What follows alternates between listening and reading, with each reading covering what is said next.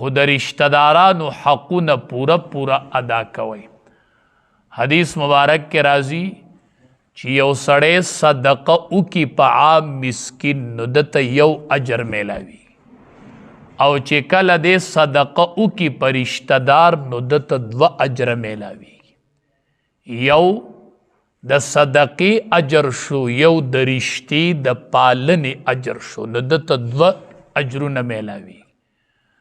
نو پکار د چې که سړی صدقه کوي، نفلی وي یا واجب صدقه وي چې رشتہ داری محتاج او غریبی، نو پکار د چې شروع د خپل رشتہ دار نه وکړي.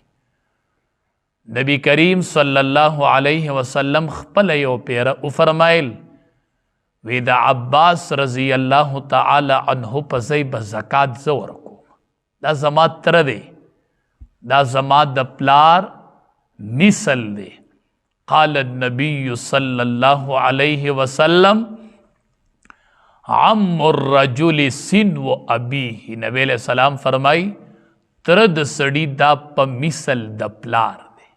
نبی علیہ السلام د تر یو عجیبه مثال پیش ک، لکه د سړي یو تروي، یوی پلاری یوی تری، نو د دواړو جهانو سردار او فرمایل وی د دې مثال داسې دی چې یوه تنه وي او یوه تنه 2 څانګې وکړي، تنه یوی او څانګې 2، نو داسې سړي نیکه وي او هغه 2 زامن وي، نو یو ستا پلار شو یو د تره شو، نو دا د یوې تنې څانګې دي. د دواړو جهانو سردار او فرمایل تره او پلار دا د یوې تنې څانګې دي، یوه تنه ده او د هغې څانګې دي.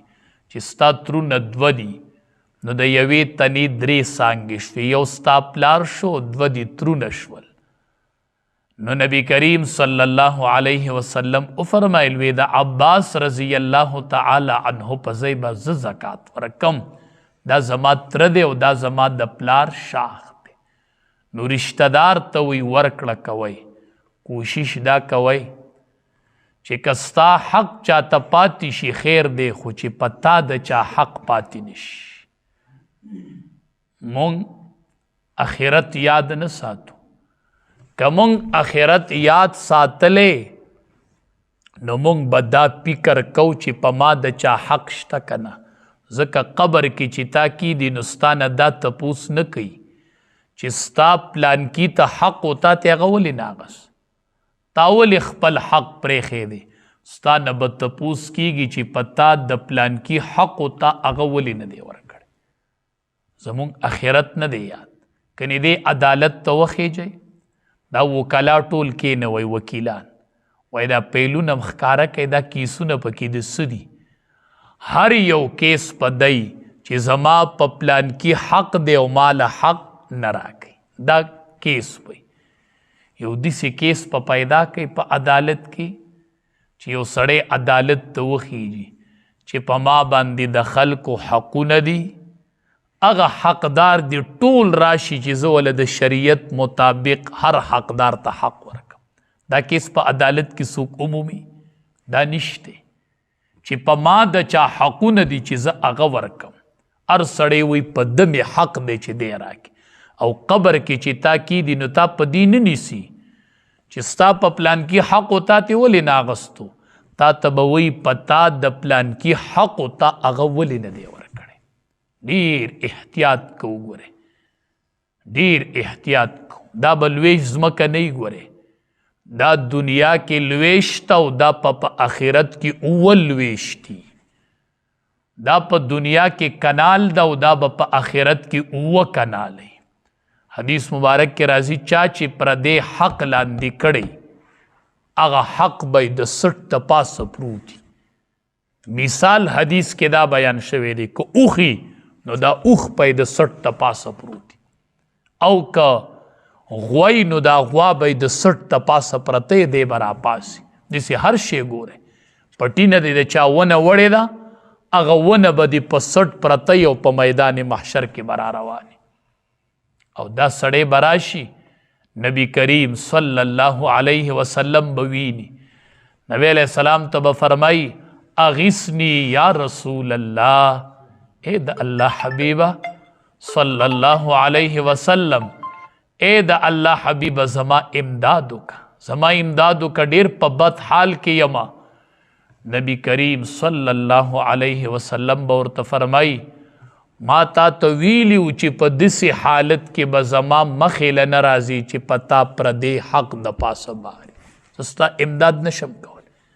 نبی علیه السلام به وایي امداد یې نشم کولی. ډیر خیال کوئ دا داسې پردي سیز ته د خپل سیز په نیت مه ګورئ.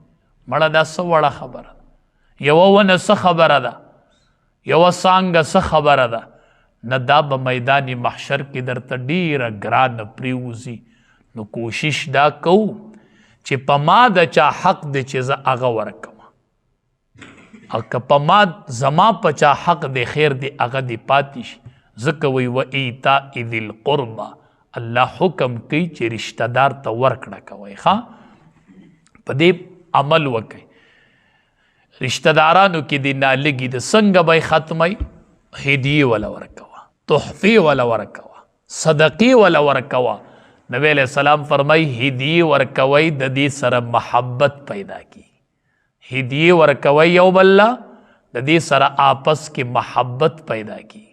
او بیا رشته دار دا تا ته نږدې دی، دا د یوې تنې څانګې یې، ستا رور دی نو ستا رور او ته د یوې تنې څانګې نه یې، د یوې تنې څانګې نه یې. نبی علیہ السلام فرمائی المرء کثیر باخیه، سړی پرور ګڼ ښکاري، سړی پرور ګڼ ښکاري. رور دا د مټو زور دی، د چا رور نه د ده به د مټو زور نه، چې مور نه شفقت به نه، او چې رور نه نو طاقت به نه، چې رور نه طاقت به نه، چې مور نه شفقت به نه.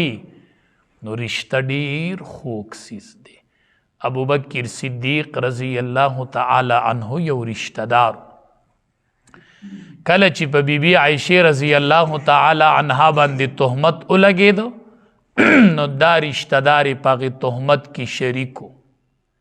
نو ابو بکر صدیق رضی الله تعالی عنه قسم اخوړ وی زه به د سره نوره ښېګړه نه کوم، ځکه د زما په لور بیبي عایشه رضی الله تعالی عنها باندې تهمت لګولی. داسې بیبي ده چې نبی علیہ السلام بیبي عایشې رضی الله تعالی عنها ته فرمایي بیبي عایشې جبریل امین راغلی دی، ته یې نه ویني او په تا باندې سلام وایي، په تا سلام وایي. داسې بیبي چې هغه وایي چې ستاسو پیغمبر مې رسخته نو د خپلې غېږ نه مې رسخت کو، ستاسو پیغمبر زما د غېږې نه تلی دی، زما په غیږ کې سر پروتو، کور زماو، نمبر زماو، غیږ زماوه، لاړې زماوي چې د انبیاو سردار مې د خپل غیږ نه رسخت کړی. داسې پاکه بیبي په هغې تهمت ولګو، او د هغې په براعت کې د قرآن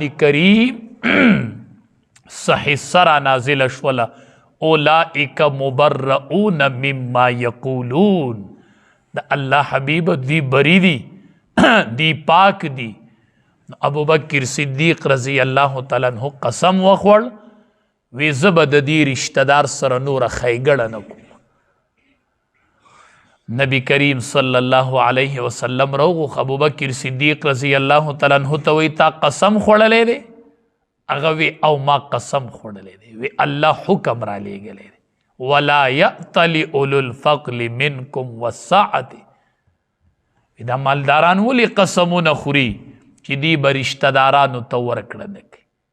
وی دا الله حکم راغلی قسم دی مات کا، ایمان دی ته وی دا الله حکم راغلی قسم دی مات کا. ابو بکر صدیق رضی اللہ تعالی عنہ قسم مات کو د رشتہ دار سره خو سلوک شروع کو.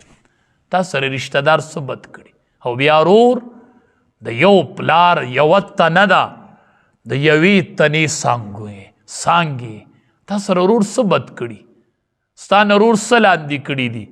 خدای ته وګورئ دا خوږې رورولۍ دي، دا مه کټ کوئ، دا مه پرې کوئ. د یو پلاره پیدا یئ او دا رورولۍ به پیدا نشي. جیداد څه کوئ، پیسې څه کوئ، رور ډیر قیمتي دی، روروالی ډیره قیمتي ده، خوروالی ډیره قیمتي ده، پلاروالی ډیر قیمتي دی، موروالی ډیر قیمتي دی. و ایتاء ذی القربا، ورکړه کوئ رشتہ دارانو ته، رشتې وپالئ، رشتہ دارانو ته ورکړه کوئ او رشتې وپالئ. نبی کریم صلی الله علیه وسلم فرمای لیس الواصل بالمکافی، رشتہ داری پالون کې دا نه دی چې رشتہ دار غږ کوي نو دی غږ کوي، نه، ولكن الواصل الذي اذا قطعت رحمه وصلها، رشتہ داری پالون کې دا دی چې کله ور سره هغه رشته کټ کوي او دی ور سره پیوس کوي، هغه غږ نه کوي او دی غږ کوي، نو رشتې وپالئ، رشتہ دارانو له ورکړه کوئ. چا رشتہ دارانو کې غربا وي، غریبانان وي، ړومبې د هغې برخه کوئ. او اکثر خاندانونو کې رشتہ دارانو کې یتیمانان وي، د هغې ډېر خیال ساتئ، یتیمانانو ډیر خیال ساتئ. خپل رشته کې اکثر د سړي یتیمانان وي او رشته داران وي. حدیث مبارک کې راځي چې څوک د یتیم په سر داسې لاس کیني، لا لاس پیسې دې وله نه دي ورکړي، صرف لاس دې پې کېښود او رحمت او شفقت په بنیاد د دې لاس تلات دی چې څومره ویښته رالو هغومره نیکۍ به دې الله په عمل نامه کې ولیکي. او حدیث مبارک کې راځي نبی علیہ السلام فرمایي ټوله دنیا کې الله ته خوښ کور هغه دی چې هغې کې د یتیم سره ښه سلوک کېږي، او ټوله دنیا کې ناکار او بدترین کور هغه دی چې هغې کې د یتیم سره بد سلوکي کېږي. دا ناکاره کور دی په ټوله دنیا کې چې هغې کې یتیم سره بد سلوکي شروع وي، یتیم سره بد سلوکي روانه، دا په ټوله دنیا کې ناکاره کور دی. نو خصوصا خپلو رشته دارانو کې چې کونډې وي، یتیمانان وي، د هغې ډېر خیال ساتئ، د هغې ډېر خیال ساتئ. بعضې موقع راشي کونډو ته بچي فریاد وکړي، کونډې ته یتیم بچی خپلې مور ته فریاد کوي، مورې څه چل وکړي، مورې زنانه ذات دی، مورې څه چل وکړي، مورې څه چل وکړي، فکر وله نه ورځي. او دا یتیمانان بچي ور له خپو کې ارغړي، د دې یتیمانانو بچو نوي کپړې نه دي خوښې، د دې ګرم بلوزونه نه دي خوښ، د دې ګرمې څادرې نه دي خوښې، دا د دې اړه نه غواړي. نو یتیم بچې مور ته وایي مورې ماله ګرم سوټ پکار دی، ماله ګرم بلوز پکار دی، بار د وړو ګرم بلوزونه ویني، ماله ګرم بلوز پکار دی. نو مور ورته وایي بچیا ته صبر کوه، نه پلانکي ماشوم چې اغوستی دی، بچیا د هغه پلار شته او ستا پلار نشته، بس دقه فرق دی. بچیا ته سیال سیالي مه کوه، ته د سیال سیالي مه کوه. نو د داسې خلکو قدر وکئ، داسې خلکو ته مال ورکئ. دا که د نن د ده پلار وی دی به داسې ګرځېدلی و، دی به تا دې کپړو کې لیدلی و، که پلار یې وی نو دی پلار نشته، دی ځکه داسې کپړو کې ګرځي.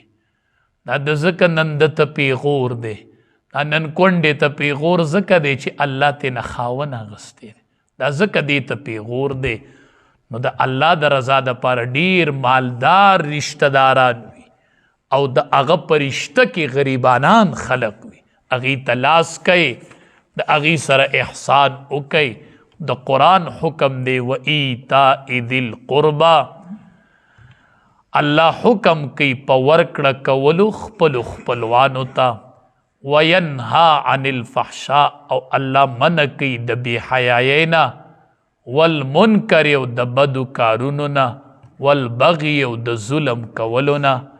یعظکم، الله نصیحت کوي تاسو ته، لعلکم تذکرون، د پاره د دې چې تاسو نصیحت قبول کئ.